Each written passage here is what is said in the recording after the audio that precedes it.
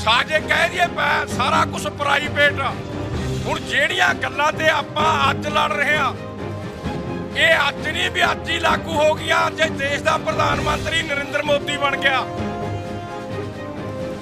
नरसिम्हा राव देश का प्रधानमंत्री थी, ये नीतियां उदों आ गई पर वो घट गिणती दे विच ते लागू नहीं कर सकते थे।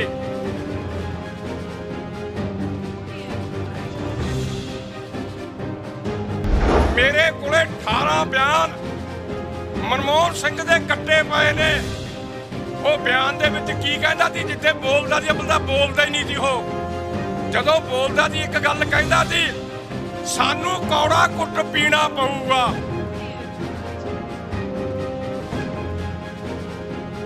नहीं कानून बनाउण देने। जदों कानून बनावांगे, क्यों पुलिस उन्हां दी है, फौज उन्हां दी है, अफसरशाही उन्हां दी है। जदों असीं साडे हक दे कानून बनावांगे, ਜਿਹੜਾ ਸਾਡਾ 500 MP ਹੋਊਗਾ ਉਹ ਦਰਿਆ 'ਚ ਹੋਊਗਾ। ਤਿੱਖੇ ਸੰਘਰਸ਼ ਦੇ ਰਾਹ ਪਏ ਮੇਰੇ ਕਿਸਾਨ ਵੀਰ, ਮਜ਼ਦੂਰ ਵੀਰ ਤੇ ਸਾਡੀਆਂ ਭੈਣਾਂ, ਸਾਡੇ ਆਗੂ ਸਾਹਿਬਾਨ। ਪਹਿਲਾਂ ਫਤਿਹ ਸਾਂਝੀ ਕਰੋ। ਵਾਹਿਗੁਰੂ ਜੀ ਕਾ ਖਾਲਸਾ, ਵਾਹਿਗੁਰੂ ਜੀ ਕੀ ਫਤਿਹ।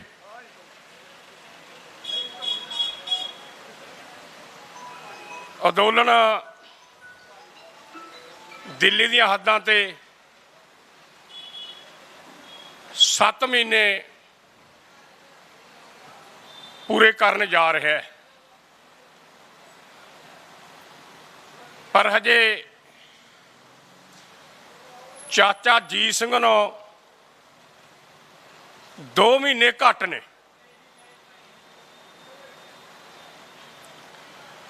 ਚਾਚਾ ਜੀ ਸਿੰਘ ਨੇ ਬਰਤਾਨੀਆ ਸਰਕਾਰ ਵੇਲੇ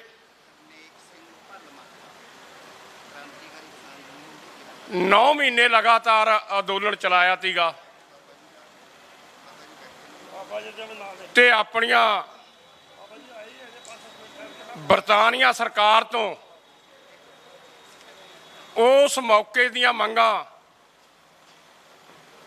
ਬਰਤਾਨੀਆ ਸਰਕਾਰ ਨੂੰ ਮੰਨਣੀਆਂ ਪਈਆਂ ਦੀਆਂ।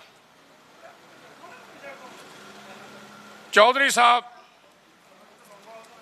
ਬਹੁਤ ਲੰਮੀ ਚੌੜੀ ਗੱਲ ਕਰਕੇ ਗਏ ਨੇ ਦੇਸ਼ ਦੀ ਆਜ਼ਾਦੀ ਬਾਰੇ।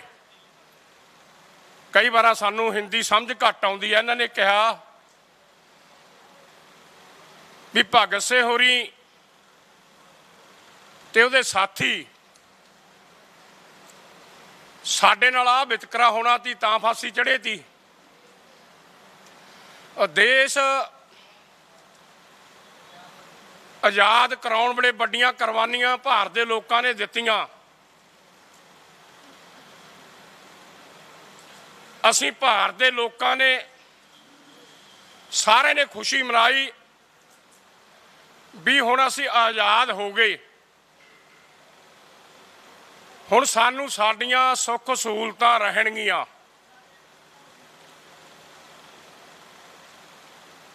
ਕਿਉਂ ਦੁਨੀਆ ਦੇ ਵਿੱਚ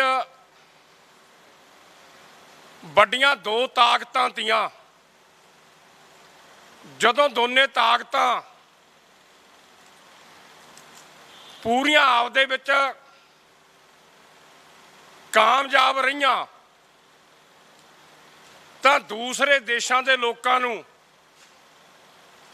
ਉਹਨਾਂ ਤਾਕਤਾਂ ਤੋਂ ਦੂਜੇ ਦੇਸ਼ਾਂ ਦੀ ਲੀਡਰਸ਼ਿਪ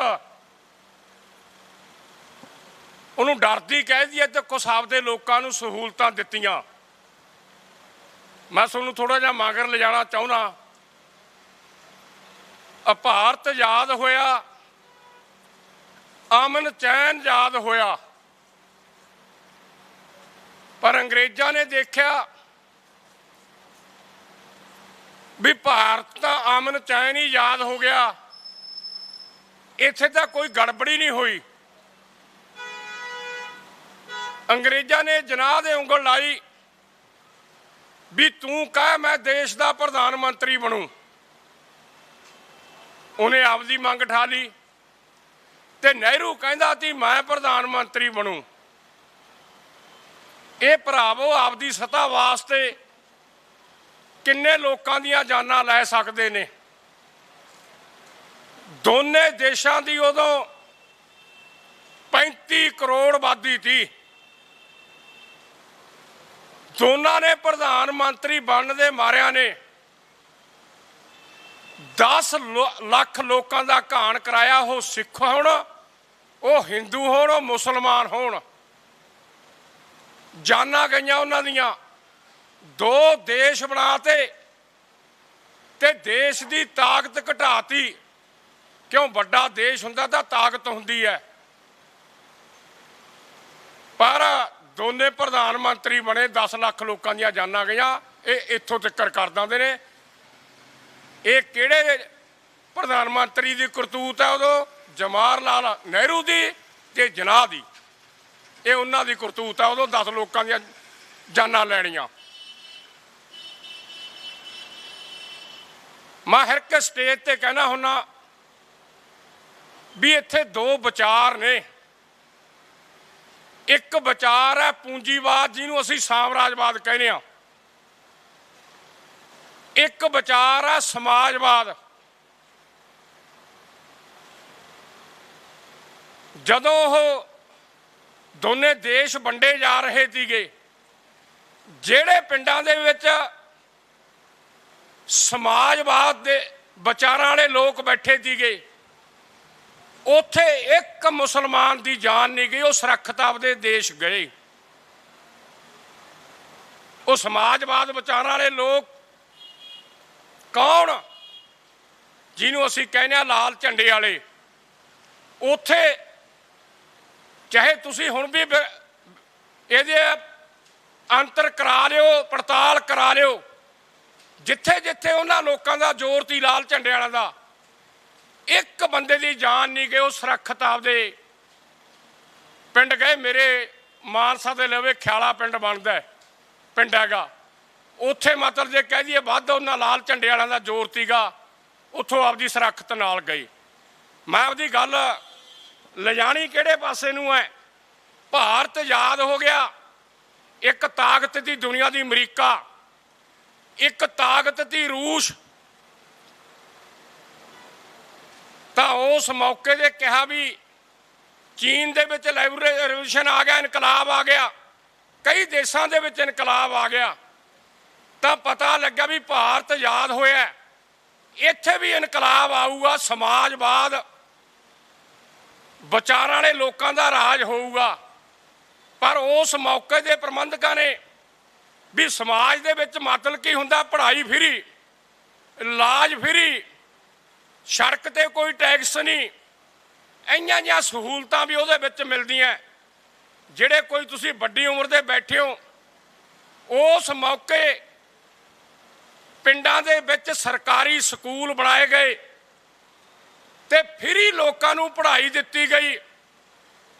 पिंडां दे जे शहरां दे विच सरकारी हस्पताल बनाए गए, उत्थे फ्री इलाज होया लोकां दा। सड़कां माड़ियां बणियां, चंगियां बणियां, सड़क ते तुरन दा कोई टैक्स नहीं लगदा सीगा। उन्हां नूं पता सीगा जे लोकां नूं इन्नियां सहूलतां ना दित्तियां तां लोकां ने रेवोल्यूशन दे राह पै जाना। ये मंगां मंगणियां ने। ते मेरे किसान वीरो, जदों 1980 दे विच आके रूस टुट गया, रूस ढेरी हो गया, तो भारत के लीडरां ने, भारत के पूंजीवाद ने ਜਿਹੜੀਆਂ लोगों ਨੂੰ सहूलतां देनियां तीयां, ਉਹ तो पैर खिंचना पिछे कर लिया। साजे कह दिए सारा कुछ प्राइवेट। हुण ਜਿਹੜੀਆਂ गल्लां ते आपां अज लड़ रहे हैं, ये अज नहीं भी अज ही लागू हो गई। जे देश का प्रधानमंत्री नरेंद्र मोदी बन गया, नरसिम्हा राव देश का प्रधानमंत्री थी, ये नीतियां उदों आ गई पर वो घट गिणती दे विच ते लागू नहीं कर सकते थे। उदों इन्हां दा नाम हैगा सीगा संसारीकरण, धारीकरण, वपारीकरण, निजीकरण।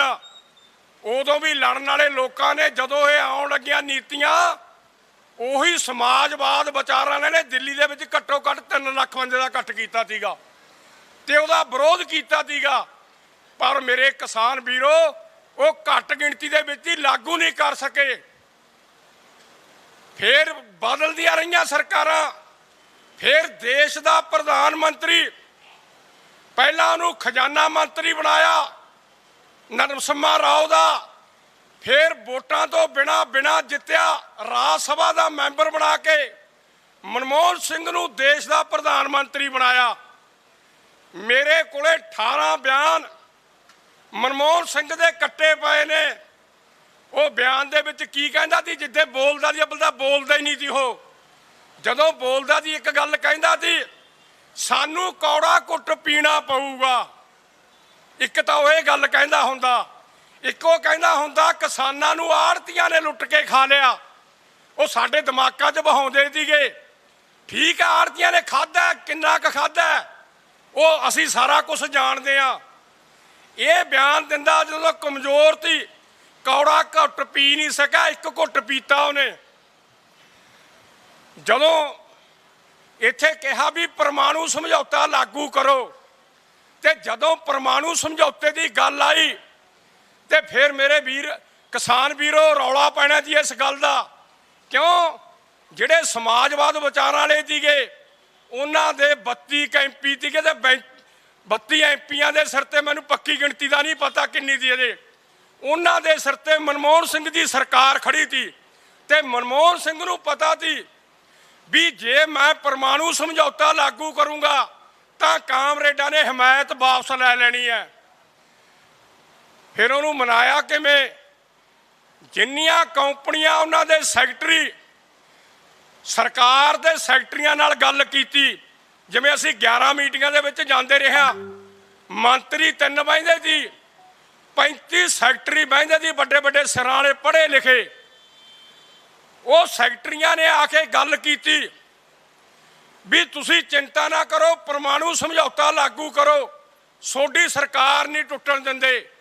ਫਿਰ ਸੋਨੀਆ ਗਾਂਧੀ ਨਾਲ ਮੀਟਿੰਗ ਕਰੀ ਵੀ ਤੁਸੀਂ ਪਰਮਾਣੂ ਸਮਝੌਤਾ ਲਾਗੂ ਕਰੋ, ਤੁਹਾਡੀ ਸਰਕਾਰ ਨਹੀਂ ਟੁੱਟਣ ਦਿੰਦੇ। ਫਿਰ ਮਨਮੋਹਨ ਸਿੰਘ ਨਾਲ ਮੀਟਿੰਗ ਕੀਤੀ ਵੀ ਤੂੰ ਪਰਮਾਣੂ ਸਮਝੌਤਾ ਲਾਗੂ ਕਰ, ਤੇਰੀ ਸਰਕਾਰ ਨਹੀਂ ਟੁੱਟਣ ਦਿੰਦੇ। ਮਨਮੋਹਨ ਸਿੰਘ ਨੂੰ ਪਤਾ ਸੀ ਜਿੱਦੇ ਮੈਂ ਪਰਮਾਣੂ ਸਮਝੌਤਾ ਲਾਗੂ ਕਰਤਾ ਕਾਮਰੇਡਾਂ ਨੇ ਹਮਾਇਤ ਵਾਪਸ ਲੈਣੀ ਆ, ਮੇਰੀ ਸਰਕਾਰ ਡਿੱਗ ਪੈਣੀ ਹੈ।